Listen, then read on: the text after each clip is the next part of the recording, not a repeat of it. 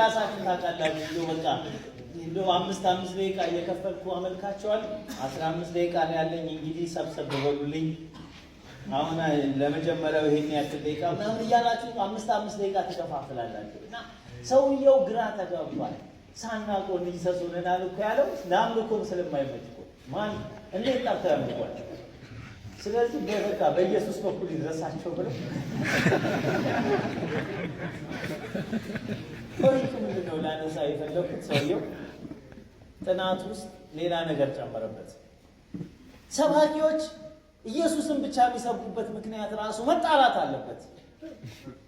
የመጀመሪያውም አካል መሰበክ አለበት፣ ሶስተኛው መሰበክ አለበት አለና አንድ ሰውዬ የሰጠኝ አስተያየት አለ። ለምንድን ነው ኢየሱስ ብቻ እንደወል ኢየሱስ እኛ ጋር የሚሰበከው ብዬ ስጠይቅ አለ ምን መሰለ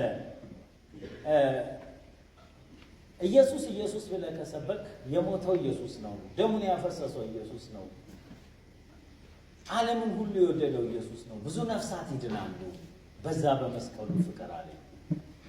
ትንሽ መንፈስ ቅዱስ እያልክ ደግሞ የምትሰብክ ከሆነ ለችብቸባ ትንሽ ገንዘብ ለማግኘት ያመቻል፣ ዘይት ለመሸቀል ምናምን ያመቻል፣ በቃ ጸጋ ምናምን ይኖራል፣ ሰዎች ለመፈወስ ምናምን ይፈልጋሉ፣ እዛ ላይ እናተኩራለን። ግን አብ እያልክ ብትሰብክ ግን አብ አንድ የፈጥሮ በቃ ጨርሷል፣ ምን ታመጣለህ አለኝ።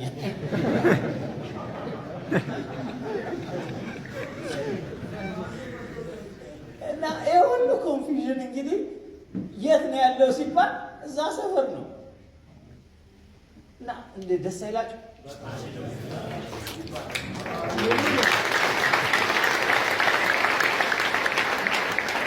አሁን የተነሱ ሰባኪዎቻቸው በፊት ሥላሴን ታመልካላችሁ 3 ነው የምትሉ ስንላ ኧረ እኔ አንድ አምላክ ነው እንደ አንድ ምናምን እያሉ የእምነት አንቀጻቸውን ጽሑፎቻቸውን እያሳየን ነበር የምናሳምናቸው። ትምህርታቸውን መጀመሪያ እነግራቸዋለን፣ ቀጥሎ ደግሞ ከመጽሐፍ ቅዱስ እውነትን እነግራቸዋለን። ስራ በዝቶብን ነበር።